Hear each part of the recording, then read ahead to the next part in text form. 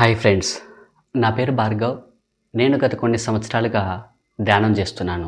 అయితే ఈరోజు మనం ఒక అద్భుతమైన విషయాన్ని తెలుసుకోబోతున్నాం. దాని పేరే పిరమిడ్ శక్తి. అయితే ఈ విషయాన్ని ఇప్పుడెందుకు మనం చర్చించుకుంటున్నామంటే, గత వీడియోలో మహావతార్ బాబాజీతో సంభాషణలు అన్న వీడియోలో మహావతార్ బాబాజీ గారు ఈ పిరమిడ్ శక్తి గురించి చెప్పడం జరిగింది. పిరమిడ్స్ అనేటివి చాలా మంచి శక్తి క్షేత్రాలని, ఒకవేళ ఈ పిరమిడ్స్ని కనుక మనం ధ్యానం కోసం ఉపయోగించుకుంటే తక్కువ సమయంలో ఎక్కువ శక్తిని పొందొచ్చు అని చెప్పారు. అయితే ఒకవేళ గత వీడియో కనుక మీరు చూడకపోయి ఉంటే ఐకార్డ్లో నేను ఆ వీడియో లింక్ ఇస్తున్నాను, దయచేసి మీరు ఆ వీడియో చూడండి. అయితే ఈరోజు ఈ పిరమిడ్ శక్తి అన్న విషయాన్ని ప్రాక్టికల్గా వివరించడానికి ప్రయత్నిస్తాను. ఈ పిరమిడ్ శక్తి గురించి వివరించే ముందు మన భారతదేశంలోని దేవాలయాలు, వాటి వెనుక ఉన్న ఆధ్యాత్మికత మరియు సైన్స్ గురించి మీకు వివరించాలనుకుంటున్నాను. భారతదేశంలో ముఖ్యంగా 3 రకాల దేవాలయ నిర్మాణాలు జరుగుతాయి. మొదటిది దక్షిణ భారతదేశంలోని ద్రవిడియన్ పద్ధతిలో కట్టే దేవాలయాలు. ఇక రెండవది ఉత్తర భారతదేశంలోని నగరా పద్ధతిలో కట్టే దేవాలయ నిర్మాణాలు. మూడవది ఈ 2 పద్ధతులను కలిపి కట్టే విసార పద్ధతి దేవాలయ నిర్మాణాలు. అసలు మీరు ఎప్పుడైనా మీ ఊర్లో కానీ మీ చుట్టుపక్కల ఊర్లో కానీ గుడిని కడుతుంటే గమనించారా? ఆ గుడిని మీ ఊర్లో వాళ్ళో లేదా మీ చుట్టుపక్కల ఊర్లో వాళ్ళో వచ్చి కట్టరు. అసలు దీని వెనక ఉన్న కథ ఏంటో తెలుసుకుందాం. ముఖ్యంగా దక్షిణ భారతదేశంలో దేవాలయాలు కట్టాలంటే తమిళనాడు నుంచి ఒక ప్రత్యేక బృందం వచ్చి ఈ దేవాలయాలను నిర్మిస్తారు. ఇంకాస్త వెనక్కి వెళ్తే ఈ దేవాలయాల సంస్కృతి ఋషులు మునుల నుంచి వచ్చింది. వాళ్ళల్లో ముఖ్యంగా అగస్త్య మహాముని గురించి తెలుసుకోవాలి. ఈ అగస్తుల వారు తమిళనాడుకు చెందినవారని, అదేవిధంగా ఈయన్ని సిద్ధ సాంప్రదాయానికి తండ్రి అని కూడా అంటుంటారు. ఈయన గుడి కట్టడానికి కావలసిన నియమ నిబంధనలు, పద్ధతులను ఇవ్వడం జరిగింది. అవేంటంటే ఆగమ శాస్త్రం, వాస్తు శాస్త్రం. అంటే గుడి నిర్మాణం ఎలా ఉండాలి, గోపురం ఎత్తెంత ఉండాలి, గర్భగుడి ఎక్కడుండాలి, గర్భగుడిలో విగ్రహాన్ని ఎక్కడ ప్రతిష్ఠించాలి అన్న జ్ఞానాన్ని ఇచ్చారు. అయితే ఇదే జ్ఞానాన్ని ఉపయోగించుకొని పల్లవులు ఈ దేవాలయ నిర్మాణాలు చేశారు. పల్లవుల నుంచి చోళులు, చోళుల నుంచి ఇప్పటి తరం వరకు ఇదే నియమ నిబంధనలను పాటిస్తున్నారు. ఇప్పుడు మనం డిస్కస్ చేసుకోబోయే విషయం ఏంటంటే గర్భగుడి, గర్భగుడిలోని దేవుడి విగ్రహం, అదేవిధంగా ఆ గర్భగుడికి పైన ఉన్న కలశం గురించి. ఈ విషయాల గురించి తెలుసుకునే ముందు మరికొన్ని విషయాల గురించి తెలుసుకుందాం. ఈ స్క్రీన్ మీద కనపడే కైలాస పర్వతాన్ని గన మీరు గమనిస్తే ఆ కైలాస పర్వతం కూడా 4 ముఖాలు కలిగి పిరమిడ్ ఆకారంలో ఉంటుంది. జ్యోతిర్లింగాల దేవాలయాల గర్భగుడులు కూడా ఈ పిరమిడైల్ స్ట్రక్చర్లో ఉంటాయి. మన దేశంలోని దేవాలయాల గర్భగుడులను ఈ పిరమిడ్ ఆకారంలో నిర్మిస్తారు.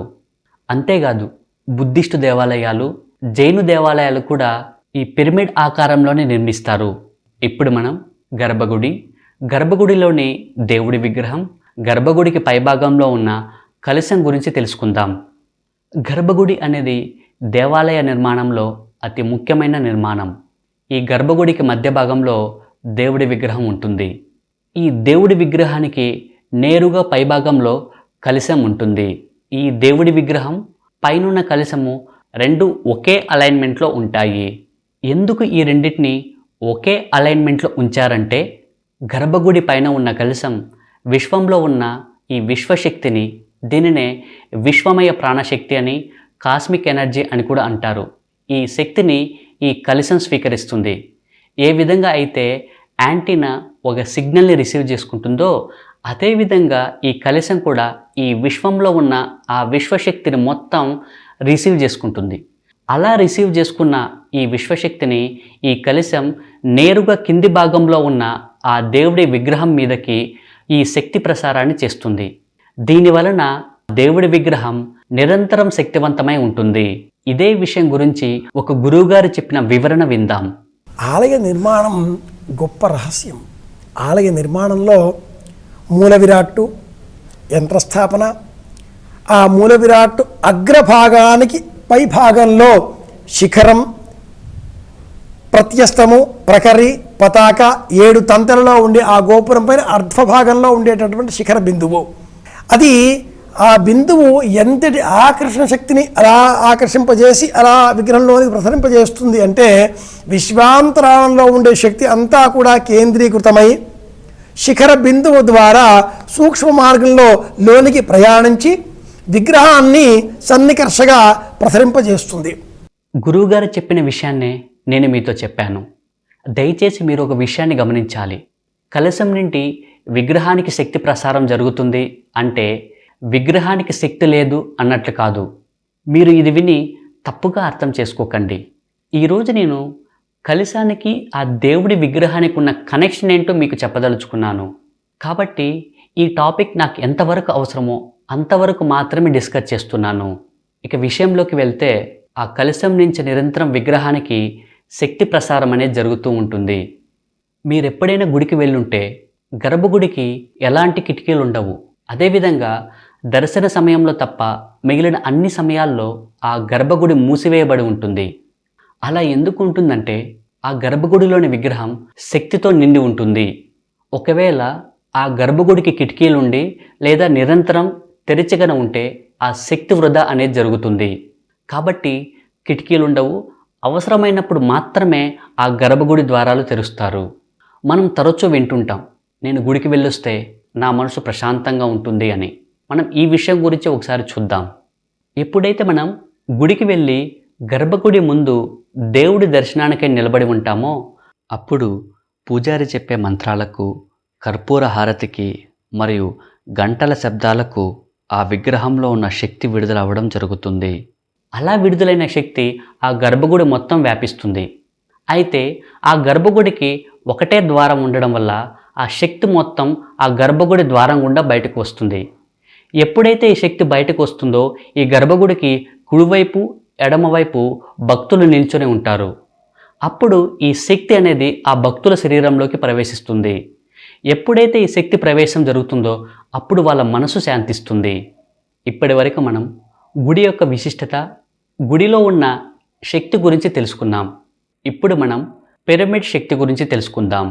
ఈ పిరమిడ్కి ఒక బేస్ ఉండి ఆ బేసు పైన 4 ముఖాలు కలిగి ఉండి ఈ 4 ముఖాలు పైభాగంలో కలపబడి ఉంటాయి. దీన్నే పిరమిడ్ లేదా పిరమిడ్ ఆకారం అంటారు. పిరమిడ్ని ఒక ఖచ్చితమైన యాంగిల్లో అంటే 51 degrees 51 minutesలో గన కడితే ఆ పిరమిడ్ విశ్వంలో ఉన్న విశ్వశక్తిని ఆకర్షిస్తుంది. అయితే ఈ విశ్వశక్తి ఈ విశ్వమంతా వ్యాపించి ఉంది కదా, మరి ఈ పిరమిడ్ అవసరం మాకేంటి అని మీకు డౌట్ రావచ్చు. ఇక్కడ మీకు ఒక ఉదాహరణ చెప్తాను. సూర్యరశ్మి భూమిపైన అన్ని చోట్ల ఉంది. అయితే అదే సూర్యరశ్మిని ఉపయోగించుకుని ఏదైనా కాగితాన్ని కాల్చాలంటే కాల్చలేము. అయితే ఈ పేపర్కి ఈ సూర్యరశ్మికి మధ్యలో గన మనం ఒక భూతద్దాన్ని గన అమర్చగలిగితే అప్పుడు ఈ భూతద్దం ఆ సూర్యరశ్మిని అంతటిని ఒకచోట కేంద్రీకృతం చేస్తుంది. వెంటనే ఆ కాగితం అంటుకుంటుంది. కాగితం ఎందుకు అంటుకుంది? ఈ భూతద్దం ఆ సూర్యకాంతిని అంతటిని ఒక్కచోట కేంద్రీకృతం చేయడం వల్ల. ఏ విధంగా అయితే ఈ భూతద్దం ఆ సూర్యకాంతిని అంతటిని ఒకచోట కేంద్రీకృతం చేస్తుందో అదేవిధంగా ఈ పిరమిడ్ కూడా పనిచేస్తుంది. అంటే విశ్వంలో ఉన్న విశ్వశక్తిని అంతటిని రిసీవ్ చేసుకుని పిరమిడ్లో స్టోర్ చేసుకుంటుంది. సో ఎప్పుడైతే మనం పిరమిడ్ లోపల కానీ లేదా పిరమిడ్ కింద కానీ కూర్చున్నా లేదా పడుకున్నా ఆ విశ్వశక్తి అనేది మన శరీరంలోకి ప్రవేశిస్తుంది. ఒకవేళ మనం ఆ పిరమిడ్ లోపల కానీ కింద కానీ కూర్చుని ధ్యానం చేస్తే అధిక శక్తిని పొందొచ్చు. ఇప్పటి వరకు మీకు క్లారిటీ వచ్చిందనుకుంటున్నాను. అయితే మీకు ఇప్పుడు నేను ఈ పిరమిడ్ శక్తి పైన జరిగిన ఎక్స్పెరిమెంట్ వీడియో చూపిస్తాను. పిరమిడ్స్ నిజంగానే శక్తిని కలిగి ఉంటాయా అని తెలుసుకోవడం కోసం ఒక విదేశీ మహిళ 4 మామిడి పళ్ళను తీసుకుంది. అందులో 2 మామిడి పళ్ళు బాగా మాగినవి, 2 నార్మల్గా మాగినవి. ఈ 2 సెట్స్లో కూడా ఒక పండేమో బాగా మాగినది, మరో పండేమో నార్మల్గా మాగినది. ఇలా 2 సెట్స్గా డివైడ్ చేసింది. అంటే ఈవిడ బాగా మాగిన మామిడి పండు అదేవిధంగా నార్మల్గా మాగిన మామిడి పండు పైన కూడా ఈ పిరమిడ్ శక్తి ఏంటో తెలుసుకోవడం కోసం ఈ ఎక్స్పెరిమెంట్ని చేస్తుంది. ఒక సెట్టు మామిడి పండ్లని పిరమిడ్ లోపల ఉంచింది, మరో సెట్టు మామిడి పండ్లని బయట ఉంచింది. 3 రోజుల తర్వాత బయట ఉన్న బాగా మాగిన మామిడి పండు పైన ముడతలు పడ్డాయి. పిరమిడ్ లోపలున్న మామిడి పండ్ల పైన ఎలాంటి ముడతలు పడలేదు. అదే 6 రోజుల తర్వాత బయట ఉన్న బాగా మాగిన మామిడి పండు పైన ఇంకాస్త ఎక్కువ ముడతలు పడ్డాయి. పిరమిడ్ లోపలున్న మామిడి పండ్ల పైన ఎలాంటి ముడతలు లేవు. 9 రోజుల తర్వాత బయట ఉన్న మామిడి పళ్ళ పైన ఇంకా ఎక్కువ ముడతలు పడ్డాయి. కానీ పిరమిడ్ లోపలున్న మామిడి పండ్ల పైన ఎలాంటి మార్పు లేదు. అదే 12 రోజుల తర్వాత బయట ఉన్న ఒక్క మామిడి పండు కుళ్ళిపోయింది. మరో మామిడి పండు చాలా ఎక్కువగా మాగి కుళ్ళిపోయే విధంగా ఉంది. అదే పిరమిడ్ లోపలున్న మామిడి పండ్లల్లో కాస్త రంగులో మార్పు వచ్చినా చూడ్డానికి ఎంతో తాజాగా ఉన్నాయి. ఇప్పుడు ఆవిడ పిరమిడ్ బయట ఉన్న మామిడి పండును కోసి చూస్తే అది బాగా మాగి కుళ్ళిపోయింది. ఇప్పుడు పిరమిడ్ కిందున్న మామిడి పండును కట్ చేసి చూస్తే అది ఎంతో తాజాగా ఫ్రెష్గా ఉంది. ఈ ప్రయోగం వల్ల మనందరికీ అర్థమైంది పిరమిడ్ శక్తి అనేది ఎంతో గొప్ప శక్తి అని. ఇప్పుడు మనం టమోటో మొక్కలపైన జరిగిన ఇంకొక ఎక్స్పెరిమెంట్ చూద్దాం. ఈ పరిశోధన కోసం 2 టమోటో విత్తనాలను తీసుకొని ఒక విత్తనాన్ని బయట నాటారు. ఇంకొక టమోటో విత్తనాన్ని సోలార్ పిరమిడ్ లోపల నాటారు. ఈ విత్తనాలు నాటిన 18 రోజుల తర్వాత చూస్తే బయట ఉన్న టమోటో మొక్క ఏ విధంగా ఉందంటే కాస్త పసుపు రంగులో ఉండి అక్కడక్కడ ఆకులు ఎండిపోయి ఉన్నాయి. ఇక పిరమిడ్ లోపలున్న టమోటో మొక్కను చూస్తే అది బాగా పెరిగి ఆకుపచ్చ రంగులో ఉండి ఒక్క ఆకు కూడా ఎండినది లేదు. ఈ 2 విత్తనాలని పక్క పక్కనే నాటారు. అదేవిధంగా వీటికి వాడిన మట్టి, నీరు, ఎరువు అన్నీ ఒకటే. అయితే పిరమిడ్ బయట ఉన్న మొక్క ఎదుగుదల చాలా తక్కువగా ఉంది మరియు అంత ఆరోగ్యవంతంగా లేదు. అయితే పిరమిడ్ లోపలున్న మొక్క ఎదుగుదల ఎంతో చక్కగా ఉంది, అంతే ఆరోగ్యవంతంగా కూడా ఉంది. అయితే ఈ పిరమిడ్స్ గురించి నెగిటివ్గా ప్రచారం చేసేవాళ్ళు ఏమని చెప్తున్నారు? పిరమిడ్స్ అనే వాటిని దేనినైనా ప్రిజర్వ్ చేయడానికి ఉపయోగిస్తారు. అంటే ఏదైనా వస్తువుని కానీ లేదా పదార్థాన్ని కానీ చెడిపోకుండా ఉంచడానికి కోసమే ఈ పిరమిడ్స్ని ఉపయోగిస్తారు. అంతే తప్ప ఈ పిరమిడ్స్ వల్ల ఎలాంటి ఉపయోగం లేదు అని చెప్తున్నారు. అయితే ఇక్కడ నేను ఒక క్వశ్చన్ అడుగుతాను. అదేంటంటే ఈ టమోటో మొక్క ప్రయోగంలో 2 విత్తనాలు తీసుకొని ఒక విత్తనాన్నేమో బయట నాటారు, ఇంకొక విత్తనాన్నేమో పిరమిడ్ లోపల నాటారు. అయితే ఎవరైతే దీన్ని నెగిటివ్గా ప్రచారం చేస్తున్నారో వాళ్ళ ఫిలాసఫీ ప్రకారం అంటే పిరమిడ్ లోపలున్న మొక్క ఎదుగుదల, బయట ఉన్న మొక్క ఎదుగుదల 2 ఒకేలా ఉండాలి. ఎందుకంటే వారు చెప్తున్న దాని ప్రకారం పిరమిడ్స్ అనేటివి కేవలం వస్తువులను భద్రపరచడానికే లేదా శవాలను పెట్టడానికే అని చెప్తున్నారు కదా. అంటే పిరమిడ్స్ అనేటివి ఎలాంటి క్వాలిటీని కలిగి ఉంటాయంటే నువ్వు ఏదైనా వస్తువును భద్రపరచుకోవచ్చు, అంతే తప్ప ఇంక దేనికి పనికిరావు అంటున్నారు. అయితే పిరమిడ్ లోపలున్న మొక్క అంతలా ఎలా పెరిగింది, మరి పిరమిడ్ బయట ఉన్న మొక్క ఎదుగుదల అంతలా ఎందుకు లేదు అంటే పిరమిడ్ లోపలున్న మొక్క పైన ఏదో శక్తి పనిచేస్తుంది. దీన్ని బట్టి మనకే అర్థమవుతుంది పిరమిడ్స్ అనేటివి ఏదో వస్తువులను చెడిపోకుండానో లేదా భద్రపరచుకోవడానికే కాకుండా ఈ పిరమిడ్స్ని అనేక విధాలుగా ఉపయోగించుకోవచ్చు అని. అయితే ఓషో రజనీష్ గారు ఎంత గొప్ప గురువో మనందరికీ తెలుసు. అలాంటి ఓషో రజనీష్ గారు పూణే ఆశ్రమంలో ధ్యానం కోసం ఆయన పిరమిడ్ని నిర్మించారు.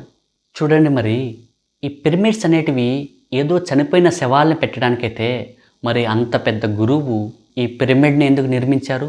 ఒక్కసారి మీరే ఆలోచించండి. ఈ స్క్రీన్ మీద కనపడుతుందే ఈ పిరమిడ్ ఓషో గారు ధ్యానం కోసం పూణే ఆశ్రమంలో కట్టించుకున్న పిరమిడ్ ఇది. అంతేకాదు కర్ణాటకలోని బెంగళూరులో మానస ఫౌండేషన్ అనే ఒక స్పిరిచువల్ ఆర్గనైజేషన్ ఉంది. ఈ ఆర్గనైజేషన్లో ప్రతి చోట పిరమిడ్లు కనపడతాయి. ఈ స్క్రీన్ మీద చూస్తున్నారు కదా, దీన్ని కాస్మిక్ టవర్ అంటారు. అంటే కింద ఒక పిరమిడ్ ఉంది, దానిపైన రివర్స్లో ఇంకో పిరమిడ్ ఉంటుంది. దీన్ని ఇన్వర్టెడ్ పిరమిడ్ అంటారు. ఈ ఆర్గనైజేషన్లో ప్రతి చోట పిరమిడ్లు కనపడతాయి. ఇవేదో వాళ్ళు ఎవరినో చూసి కాపీ చేసి కట్టిన కట్టడాలు కాదు. సప్తఋషుల యొక్క గైడెన్స్ ప్రకారం అక్కడ ఆ పిరమిడ్ల నిర్మాణం జరిగింది.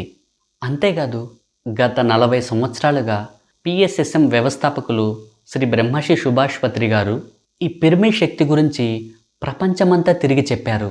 అదేవిధంగా ఈ పిరమిడ్స్ని ధ్యానం కోసం ఉపయోగించుకుంటే తక్కువ సమయంలో ఎక్కువ శక్తిని పొందొచ్చు అని చెప్పి ఈ దేశమంతా 20,000కు పైగా పిరమిడ్ల నిర్మాణం జరిగింది.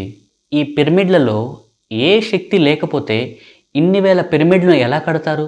మీరే ఆలోచించండి. ఎన్నో స్పిరిచువల్ ఆర్గనైజేషన్ వాళ్ళు ఈ పిరమిడ్ శక్తి గురించి చెప్తున్నారు. ఇక్కడే కాదు, బయట దేశాల్లో ఈ పిరమిడ్స్ని ధ్యానం కోసం ఉపయోగించుకుంటున్నారు. అసలు మీకు ఇంకో ముఖ్యమైన విషయం చెప్పాలి. ఓషో రజనీష్ గారు ఆయన మాటల్లో ఈ పిరమిడ్స్ గురించి ఏం చెప్పారో ఒక్కసారి విందాం. ఈ వీడియో హిందీలో ఉంటుంది. మీ అందరికీ అర్థమవడం కోసం నేను తెలుగులో అనువాదం చేస్తాను. इजिप्ट के पिरामिडों में 10 वर्षों तक खोज करता रहा है. उसका आदमी का नाम है बोबिस.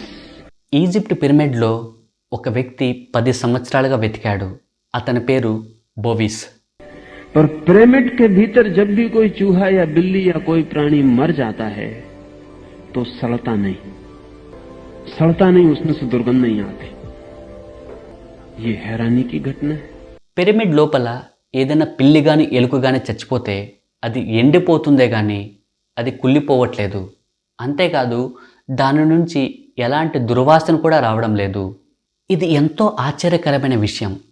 और ऐसे पिरामिड्स के भीतर जो कि समुद्र के किनारे जहां की ह्यूमिडिटी काफी है, जहां की कोई भी चीज सड़नी ही चाहिए और जल्दी सड़ जानी चाहिए, उन पिरामिड्स के भीतर भी कोई मर जाए तो सड़ता नहीं. मांस ले जाकर रख दिया जाए तो सूख जाता है, दुर्गंध नहीं देता. అంతెందుకు, సముద్రపు ఒడ్డున ఎంతో వేడి ఉంటుంది. అలాంటి వాతావరణ పరిస్థితుల్లో కూడా పిరమిడ్ లోపల ఏదైనా జంతువు చనిపోతే సాధారణంగా కుళ్ళిపోవాలి, కానీ అది ఎండిపోతుందే కానీ దాని నుంచి ఎలాంటి దుర్వాసన రావడం లేదు. మాంసాన్ని తీసుకెళ్లి పిరమిడ్లో ఉంచితే అది ఎండిపోతుందే కానీ కుళ్ళిపోదు. దాని నుంచి ఎలాంటి దుర్వాసన రావడం లేదు. मछली डाल दी जाए तो सूख जाती है, सड़ती नहीं. तो बहुत चकित हो गया, इसका तो कोई कारण नहीं दिखाई पड़ता था. పిరమిడ్లో చనిపోయిన చేపను తీసుకెళ్లి ఉంచితే అది ఎండిపోతుందే కానీ కుళ్ళిపోవట్లేదు. ఇలా ఎందుకు అవుతుందో ఈ బోవిస్కి అస్సలు అర్థమయ్యేది కాదు. बहुत खोजबीन की, आखिर ये ख्याल में आना शुरू किया कि शायद पिरामिड का जो शेप वही कुछ कर रहा है, लेकिन शेप आकार कुछ कर सकता है. ఎన్నో ప్రయోగాలు చేసిన తర్వాత ఈ పిరమిడ్ ఆకారం వల్లనే ఇందులో ఏ వస్తువు చెడిపోవట్లేదు అని ఒక కన్క్లూజన్కి వచ్చాడు. నిజంగా ఒక ఆకారం ఇన్ని అద్భుతాలను చేస్తుందా? सब खोज के बाद कोई उपाय नहीं था. 10 साल की खोज के बाद वोबिस को ख्याल आया कि कहीं पिरामिड का जो शेप, जो आकृति है, वो तो कुछ नहीं करती. तो उसने एक छोटा पिरामिड मॉडल बनाया, छोटा सा 3-4 फीट का बेस लेके. ఈ బోవిస్ అనే సైంటిస్ట్ 10 సంవత్సరాలు ప్రయోగం చేసిన తర్వాత అతనికి ఈ పిరమిడ్లో ఏముందో అని అర్థం కాక చివరిగా 3 to 4 ఫీట్స్ ఉన్న ఒక చిన్న పిరమిడ్ని తయారు చేశాడు. और उसमें एक मरी हुई बिल्ली को रख दी. वो चकित हुआ, वो सड़ी नहीं. तब तो एक बहुत नए विज्ञान का जन्म हुआ. చేసి చనిపోయిన పిల్లిని అందులో ఉంచాడు. అప్పుడు ఆశ్చర్యకరమైన విషయం ఏమిటంటే ఆ పిరమిడ్ లోపల చనిపోయి ఉన్న పిల్లి ఎండిపోతుందే కానీ కుళ్ళిపోదు. ఈ పరిశోధన తర్వాత ఒక కొత్త విజ్ఞానానికి నాంది పడింది. और वो नया विज्ञान कहता है ज्योमेट्री की जो आकृतियां हैं उनका जीवन ऊर्जाओं से बहुत संबंध है. అదేమిటంటే జామెట్రికల్ షేప్కి ప్రాణశక్తికి సంబంధం ఉందని. और अब बोबिस की सलाह पर ये कोशिश की जा रही है कि सारी दुनिया के अस्पताल पिरामिड की शक्ल में बनाए जाएं. उनमें मरीज जल्दी स्वस्थ होगा. ఈ పరిశోధన చేసి ఈ విషయాన్ని తెలుసుకున్న బోవిస్ ఈ ప్రపంచంలో ఉన్న అన్ని హాస్పిటల్స్ పిరమిడ్ ఆకారంలో నిర్మించాలని చెప్పాడు. దీనివలన అనారోగ్యంతో ఉన్న రోగులు తొందరగా స్వస్థత చెందుతారని. आपने सर्कस के जोकर को, हंसोड़े को जो टोपी लगाए देखी है, वो फूल्स कैप कहलाती है. మీరు ఎప్పుడైనా సర్కస్లో జోకర్ వేసుకునే టోపీని గమనించారా? దాన్ని ఫూల్స్ క్యాప్ అంటారు. लेकिन वोबिस का कहना है कि कभी दुनिया के बुद्धिमान आदमी वैसी टोपी लगाते थे. वो वाइस कैप है. కానీ బోవిస్ అభిప్రాయ ప్రకారం ఒకప్పుడు తెలివైన వాళ్ళే ఈ క్యాప్స్ను ధరించేవారు అని. क्योंकि वो टोपी पिरामिड के आकार की है. ఎందుకంటే ఆ టోపీ పిరమిడ్ ఆకారంలో ఉంటుంది. और अभी बोविस ने प्रयोग किए हैं फूल्स कैप के ऊपर, और उसका कहना है कि जिन लोगों को भी सिर दर्द होता है वो पिरामिड के आकार की टोपी लगाएं, तत्क्षण उनका सिर दर्द दूर हो सकता है. ఈ బోవిస్ జోకర్ వేసుకున్న టోపీ పైన కూడా ప్రయోగం చేశాడు. అదేమిటంటే ఎవరికైతే తలనొప్పి వచ్చేదో వాళ్ళ నెత్తిపైన ఈ టోపీని పెట్టేవాడు. వెంటనే వాళ్ళు వాళ్ళ తలనొప్పి పోయి చాలా ప్రశాంతంగా ఫీల్ అయ్యేవాళ్ళు. जिनको भी मानसिक विकार है वो पिरामिड के आकार की टोपी लगाएं, उनके मानसिक विकार दूर हो सकते हैं. మరో ప్రయోగంలో మానసిక వికారంతో బాధపడుతున్న రోగులకు కూడా ఈ టోపీని వేయడంతో వెంటనే వాళ్ళ ఆరోగ్యంలో మార్పు వచ్చి వాళ్ళ ఆరోగ్యం బాగుపడిందంట. अनेक चिकित्सालयों में जहां मानसिक चिकित्सा की जाती है बोविस की टोपी का प्रयोग किया जा रहा है और प्रमाणित हो रहा है कि वो ठीक कहता है. అంతేకాదు అనేక పిచ్చి హాస్పిటల్లో ఆ పిచ్చి ఉన్న వాళ్లకు ఈ బోవిస్ టోపీ వేయడం వల్ల వాళ్ళ పిచ్చి కూడా బాగయ్యేదంట. क्या टोपी के भीतर का आकार आकृति इतना भेद ला दे सकती है? మీరు నమ్ముతారా? ఒక్క టోపీ లోపల ఉన్న ఆ పిరమిడ్ ఆకారం ఇన్ని మార్పులు తీసుకొస్తుందంటే? अगर बाह्य आकृतियां इतना भेद ला सकती हैं तो आंतरिक आकृतियों में कितना भेद पड़ सकेगा वो मैं आपसे कहना चाहता हूं. బయట ఉన్న వాటిపైనే ఈ పిరమిడ్ ఆకారం అనేది ఇన్ని మార్పులు తీసుకొస్తుంటే మరి మన అంతరంగంలో ఇంకెన్ని మార్పులు తీసుకొస్తుందో కదా, మీరే ఆలోచించండి. बुद्ध की, महावीर की सारी मूर्तियां जिस आसन में हैं वो पिरामिडिकल है. మీరు బుద్ధుడు మహావీరుని విగ్రహాన్ని గనక గమనిస్తే వాళ్ళు కూర్చుని ఉన్న ఆసనం పేరు సిద్ధాసనం. ఇది పిరమిడికల్ షేప్లో ఉంటుంది. जमीन पर बेस बड़ी हो जाती दोनों पैर की और ऊपर सब छोटा होता जाता है, सिर पर शिखर हो जाता है, एक ट्रायंगल बन जाता है. उस आसन को सिद्धासन कहा है. అంటే నేలపైన రెండు కాళ్ళు బేస్గా ఉండి పైకి వెళ్ళే కొద్దీ తల దగ్గరికి వచ్చేసరికి పిరమిడ్ ఆకారంలో ఏర్పడుతుంది. అప్పుడు ఒక ట్రయాంగిల్ ఏర్పడుతుంది. ఈ ఆసనాన్ని సిద్ధాసనం అంటారు. क्योंकि उस आसन में सरलता से प्रकृति के नियम अपना काम छोड़ देते हैं और प्रकृति के ऊपर जो परमात्मा के गहन सूक्ष्म नियम है वो काम करना शुरू कर. वो आकृति महत्वपूर्ण है. ఎప్పుడైతే మనం సిద్ధాసనంలో కూర్చుంటామో అప్పుడు ప్రకృతి నియమాలు అంటే ఈ పంచభూతాలు మన పైన పనిచేయడం ఆపేస్తాయి. అప్పుడు ఆ భగవంతుడి సూక్ష్మ జ్ఞానం అనేది పనిచేస్తుంది. ఓషో గారి మాటలు విన్న తర్వాత మనకేం అర్థమవుతుందంటే అసలు పిరమిడే కాదు, పిరమిడ్ ఆకారంలో ఉన్న ఏదైనా సరే అది మనకు శక్తినిస్తుందని అర్థమవుతుంది. అంతేకాదు పిరమిడ్ షేప్లో కూర్చున్నా అంటే పద్మాసనంలో కూర్చున్నా కూడా సరే మన శరీరంలోకి ఆ శక్తి ప్రవేశం జరుగుతుందని ఆయన క్లియర్గా చెప్తున్నారు. దీనికంటే ఇంకేం ఎవిడెన్స్ కావాలి మనకి? ఒక్కసారి ఆలోచించండి మిత్రులారా. మీకు ఒక కథ చెప్తాను వినండి. అనగనగా ఒక ఊర్లో పుల్లయ్య అనే వ్యక్తి ఉండేవారు. ఈ పుల్లయ్య ఏంటంటే ఆ ఊర్లో కూలీ నాలి చేసుకుని తన భార్యను పోషించుకుంటుంటాడు. అయితే ఈ పుల్లయ్య భార్య గారికి ఒక జబ్బు చేస్తుంది. ఆ జబ్బు కారణంగా ఆవిడ బాధపడుతూ ఉంటుంది. అయితే ఆ ఊర్లో ఉన్న ప్రజలందరూ కూడా పుల్లయ్యతో చెప్తారు, ఏమని, పుల్లయ్య మీ భార్యకు వచ్చిన జబ్బు నయం అవ్వాలంటే నువ్వు మీ భార్యని పట్టణానికి తీసుకెళ్ళి పట్టణంలో ఉన్న హాస్పిటల్లో చేర్పించాలి, అక్కడ మంచి వైద్యం అందుతుంది, అంతేకాకుండా అక్కడ ఉచితంగా చూస్తారు, అది గవర్నమెంట్ హాస్పిటల్ అని ఈ పుల్లయ్యకి చెప్తారు. చెప్తే ఈ పుల్లయ్య ఏమో ఎప్పుడు పట్నం మొహం చూసిండడు, కానీ తప్పదు కదా. సో భార్యను తీసుకెళ్ళి హాస్పిటల్లో చేర్పిస్తాడు. అయితే దురదృష్టవశాత్తు కొన్ని రోజుల్లో భార్య మరణిస్తుంది. ఈ పుల్లయ్యకేమో పిల్లలు లేరు, ఊర్లో ఆస్తి కూడా లేదు, అంటే తన భార్య శవాన్ని తీసుకొచ్చి దహనం చేయడానికి.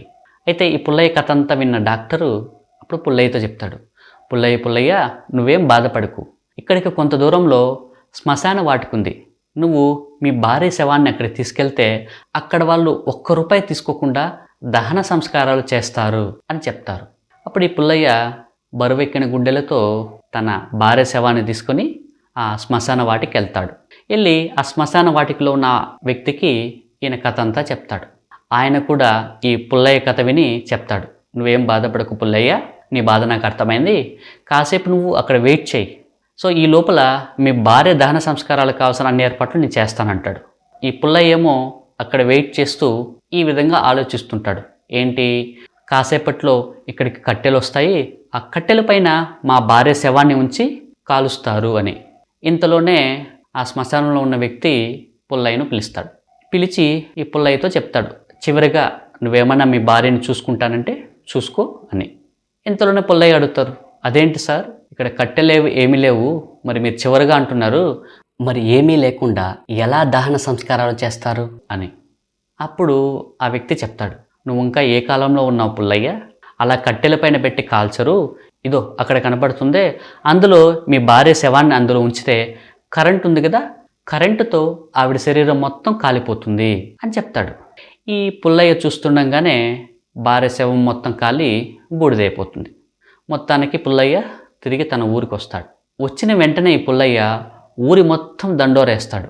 ఏమని, నేను పట్టణానికి వెళ్ళాను, పట్నంలో కరెంట్ అనే భూతాన్ని చూశాను, అది మహా చెడ్డది, మనిషిని కాల్చేస్తుంది, కాబట్టి మీరెవ్వరు కూడా కరెంటు జోలికి వెళ్ళకండి అని చెప్తాడు.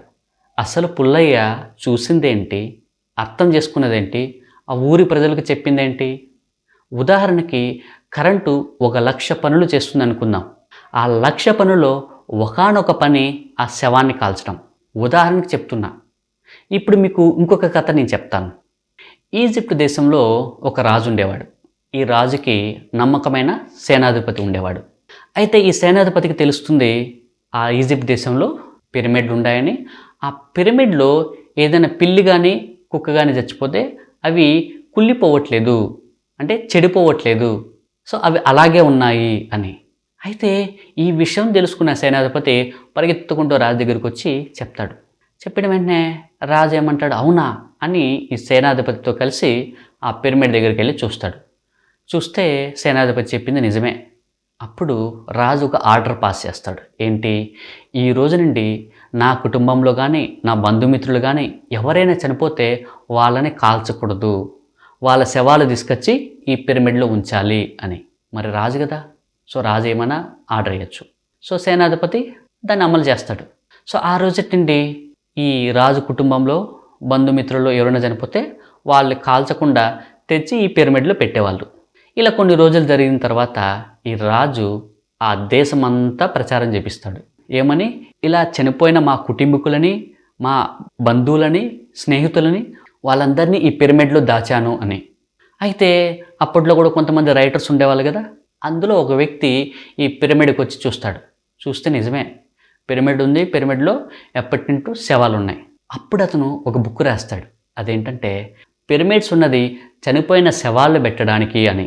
ఈ బుక్కులు ఆ దేశం అంతా వెళ్తాయి. ఆ దేశంలో ఉన్న ప్రజలందరూ చదివి, ఓహో పిరమిడ్స్ అనేటివి చనిపోయిన శవాలను పెట్టడానికని అర్థం చేసుకుంటారు.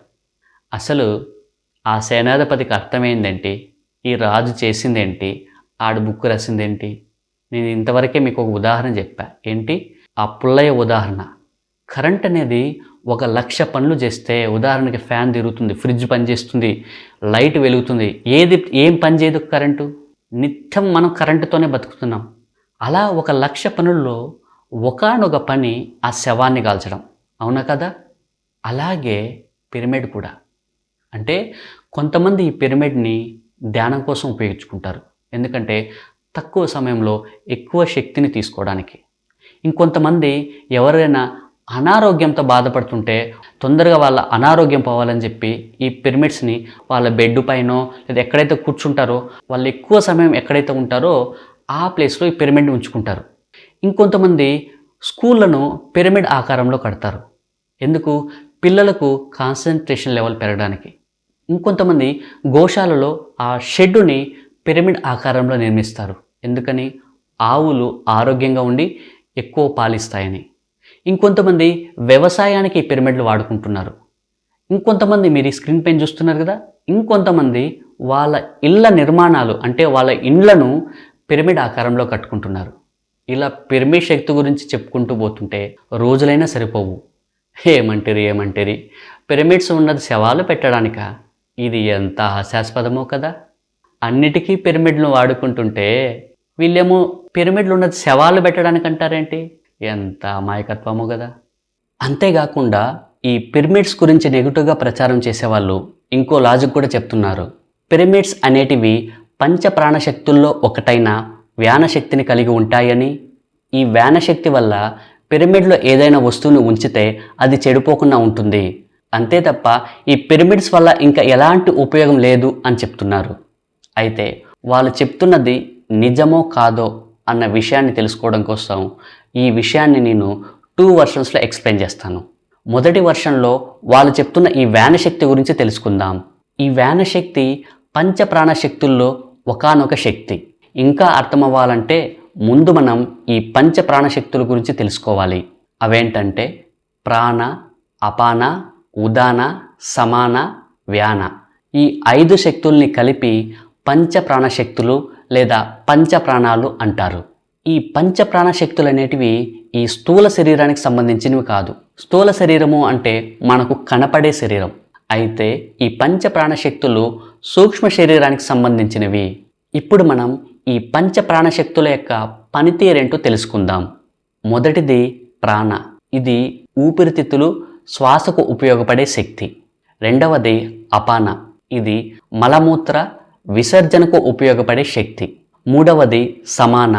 ఇది జీర్ణక్రియకు ఉపయోగపడే శక్తి. నాలుగవది ఉదాన. ఇది మాట స్ఫూర్తి, ఆత్మజ్ఞానానికి ఉపయోగపడే శక్తి. ఇక ఐదవది వ్యాన.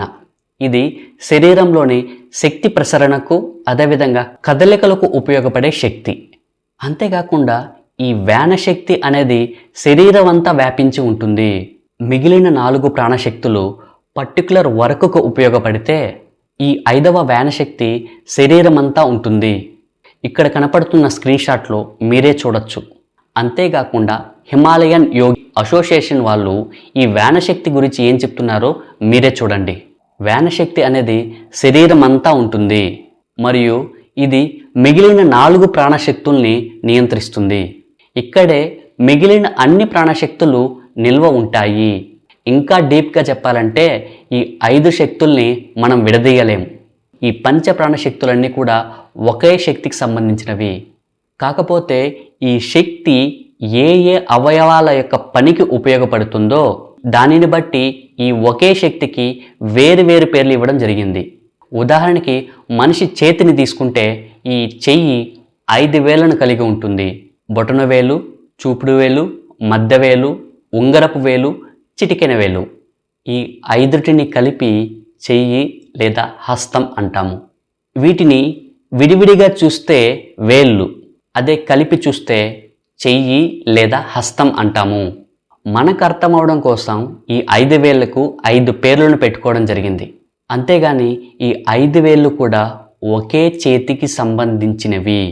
ఇదే విధంగా శక్తి కూడా విడిగా చూస్తే 5 పంచ ప్రాణశక్తులు, కలిపి చూస్తే అవంతా ఒకే శక్తికి సంబంధించినవి. ఇంకా చెప్పాలంటే ఒకే శక్తి. మీకు ఇంకా అర్థమయ్యేటట్లు చెప్పాలంటే వర్ణ వ్యవస్థని లేదా చతుర్వర్ణాలను ఉదాహరణగా తీసుకోవాలి. ఈ వర్ణ వ్యవస్థ మనకేం చెప్తుంది? మనుషులు 4 రకాలని చెప్తుంది. అవేంటంటే బ్రాహ్మణ, క్షత్రియ, వైశ్య, శూద్రులు. కానీ నిజానికి 4 రకాల మనుషులు లేరు. మనిషి ఉన్నది ఒక్కటే. కానీ మనిషి చేసే పనులు బట్టి 4 రకాలుగా విభజించుకున్నాం. బ్రాహ్మణులైనా, క్షత్రియులైనా, వైశ్యులైనా, శూద్రులైనా వీళ్ళందరికీ 2 కళ్ళు, 2 చేతులు, 2 కాళ్ళే ఉంటాయి. ప్రత్యేకంగా కొందరికి ఎక్కువ, కొందరికి తక్కువే ఉండవు. కాకపోతే వాళ్ళు చేసే పనులు బట్టి వాళ్ళను 4 రకాలుగా విభజించాము. ఇదే విధంగా శక్తి కూడా ఒక్కటే. రకరకాల శక్తులు ఎక్కడా లేవు. మన చేతికి వేళ్ళు మాత్రమే ఉన్నాయి. వాటిని గుర్తు పెట్టుకోవడం కోసం మనం వాటికి పేర్లు పెట్టుకున్నాం. బొటన వేలని, చూపుడు వేలని, మధ్య వేలని ఇలా. నిజానికి వీటి అసలైన పేర్లు వేళ్ళు. ఇదే విధంగా శక్తి కూడా రకరకాల శక్తులు ఎక్కడా లేవు. ఉన్నదంతా ఒక్కటే శక్తి. కాకపోతే మనకు అర్థమవడం కోసం రకరకాల పేర్లు పెట్టుకొని రకరకాలుగా పిలుచుకుంటున్నాము. ఇప్పుడు మీరే చెప్పండి, మీ చేతికి 5 వేళ్ళు ఉన్నాయి కదా, ఈ 5 వేళ్లలో ఏ వేలు గొప్పది అని అడిగితే మీరేమని సమాధానం చెప్తారు? ఈ 5 వేళ్ళు గొప్పవే అని చెప్తారు కదా. అదేవిధంగా శక్తి కూడా, ఈ పంచప్రాణ శక్తులన్నీ కూడా గొప్పవే. మరి అన్ని శక్తులు గొప్పవే అయినప్పుడు ఆ అన్ని అన్న పదాన్ని పక్కన పెడితే ఉన్నది ఒక్కటే. కాబట్టి మిత్రులారా, రకరకాల మనుషులు లేరు, రకరకాల వేళ్ళు లేవు, రకరకాల శక్తులు లేవు. ఉన్నది ఒక్కటే ఒక్క శక్తి. ఈ పంచప్రాణ శక్తుల గురించి తెలుసుకోకపోవడం వల్ల మనకేమీ పోదు, తెలుసుకున్నంత మాత్రాన మనకేమీ రాదు. మనం చేయాల్సిన సాధన కంటే కూడా ఈ శక్తుల గురించి ఎక్కువగా ఆలోచించుకుంటూ పలానా చోట ఆ శక్తి ఉంటుందంట, ఇక్కడ ఇంకో శక్తి ఉంటుందంట అని ఇటు అటు తిరుగుతూ సాధన చేయకుండా స్థలాలను వెతుక్కుంటుంటారు. దీనివల్ల ఏం ఉపయోగం? కాబట్టి అనవసరమైన విషయాలను మనం ఎంత పట్టించుకోకుండా ఉంటే అవసరమైన విషయాలు అంతగా మన బుర్రలోకి వెళ్తాయి. ఈ వీడియో అంతా చూసిన తర్వాత మనకేమర్థమైందంటే పిరమిడ్స్ అనేటివి ఎంతో మంచి శక్తి క్షేత్రాలని, వాటిని మనం ఉపయోగించుకోవడం వల్ల మనకు ఎన్నో లాభాలు ఉన్నాయని అర్థమైంది. కాబట్టి మిత్రులారా, ఎవరో చెప్పారని పిరమిడ్స్ అనేటివి చనిపోయిన శవాలను పెట్టడానికి అని చెప్తే మీరు అస్సలు నమ్మకండి. వాళ్ళది తెలిసి తెలియని జ్ఞానం అయి ఉండొచ్చు, లేదా కావాలనే ఈ పిరమిడ్ అనే శక్తి గురించి ఈ ప్రపంచానికి తెలియకూడదు, దీన్ని దాచి ఉంచాలన్న ఆలోచనతో చెప్పి ఉండొచ్చు. అసలు ఈ మొత్తం వీడియోలో మనం ఏం తెలుసుకున్నామో ఒక్కసారి రివైండ్ చేసుకుందాం. మొదటిది, గుడిలో ఉన్నది కాస్మిక్ ఎనర్జీనే, పిరమిడ్లో ఉన్నది కూడా కాస్మిక్ ఎనర్జీనే. రెండవది, ఈ పిరమిడ్ని ఫ్రూట్స్ పైన ఉంచితే ఆ ఫ్రూట్స్ చెడిపోలేదు. అదేవిధంగా ఈ పిరమిడ్స్ని వాడడం వల్ల మొక్కల ఎదుగుదల చాలా చక్కగా ఉంది. అంటే దీనివల్ల పిరమిడ్ శక్తి అనేది ఒక అద్భుత శక్తి అని మనకు అర్థమైంది. అదేవిధంగా ఈ పిరమిడ్ని ధ్యానానికి ఉపయోగించుకుంటున్నారు, పిల్లల కాన్సన్ట్రేషన్ పెరగడం కోసం స్కూల్స్ని పిరమిడ్ ఆకారంలో నిర్మిస్తున్నారు, గోశాల పైన నిర్మిస్తున్నారు, ఇలా ఇండ్లను పిరమిడ్ ఆకారంలో నిర్మిస్తున్నారు. అంటే ప్రతి చోట ఈ పిరమిడ్ని ఉపయోగించుకోవచ్చు, ఉపయోగిస్తున్నారని మనకు అర్థమైంది. ఈ పిరమిడ్ శక్తి గురించి కేవలం పిరమిడ్ స్పిరిచువల్ సొసైటీస్ మూమెంటే కాకుండా అనేక ఆధ్యాత్మిక సంస్థలు కూడా ఈ పిరమిడ్ శక్తిని ఈ ప్రపంచానికి చెప్తున్నాయని మనకు అర్థమైంది. ఈ పిరమిడ్ శక్తి గురించి మీరు ఇంకా తెలుసుకోవాలనుకుంటే డిస్క్రిప్షన్లో ఈ పిరమిడ్ శక్తికి సంబంధించిన కొన్ని పుస్తకాలు, అదేవిధంగా కేస్ స్టడీ వీడియో లింక్స్ ఇచ్చాను. గమనిక, మీరెవరైనా ఈ పిరమిడ్ ఎక్స్పెరిమెంట్ని మీ ఇంట్లో ఉన్న మొక్కలపైన చేయాలనుకుంటే దయచేసి సోలార్ పిరమిడ్ని లేదా ఓపెన్ పిరమిడ్ని మాత్రమే ఉపయోగించండి. ఎందుకంటే నేను చెప్పానని మీరు వెంటనే మార్కెట్కి వెళ్ళి ఒక పిరమిడ్ తెచ్చి ఆ మొక్క పైన ఉంచితే ఆ మొక్కకు సూర్యరశ్మి తగలక వెంటనే చచ్చిపోతుంది. తిరిగి మీరు కింద కామెంట్స్లో రాస్తారు, భార్గవ్ గారు మీరు చెప్పారు పిరమిడ్ని వాడితే మొక్కలు చాలా బాగా ఎదుగుతాయని, కానీ ఉన్న మొక్క చనిపోయింది అని. కాబట్టి మీరు మొక్కలపైన ప్రయోగం చేయాలనుకుంటే సోలార్ పిరమిడ్ అంటే ట్రాన్స్పరెంట్ పిరమిడ్, లేదా ఇదిగో ఈ స్క్రీన్ పైన మీరు చూస్తున్నారు కదా, ఇలాంటి పిరమిడ్స్ని మీరు వాడుకోవాలి. ఈ వీడియో నేనేదో తెలివైన వాడిననో లేదా ఎదుటి వాళ్ళు చెప్పింది తప్పని నిరూపించడానికో చేయలేదు. ఒక నిజాన్ని అబద్ధం చేయాలని ప్రయత్నిస్తున్నప్పుడు ఒక ధ్యానిగా, ఒక ఆధ్యాత్మికవేత్తగా ఒక సత్యాన్ని సత్యమని చెప్పడం నా బాధ్యత. అలా చెప్పకపోతే ఒక సత్యాన్ని భావితరాల వాళ్ళకి అందకుండా చేసిన వాళ్ళం అవుతాము. ఆ ఉద్దేశంతోనే ఈ వీడియో చేయడం జరిగింది. సత్యమేవ జయతే. జై హింద్. ఈ వీడియో మీకు నచ్చినట్లయితే లైక్ చేయండి, ఛానల్ని సబ్స్క్రైబ్ చేయండి. అదేవిధంగా ఈ వీడియో ఎలా అనిపించిందో కింద కామెంట్స్ రూపంలో తెలియచేయండి. ధన్యవాదాలు.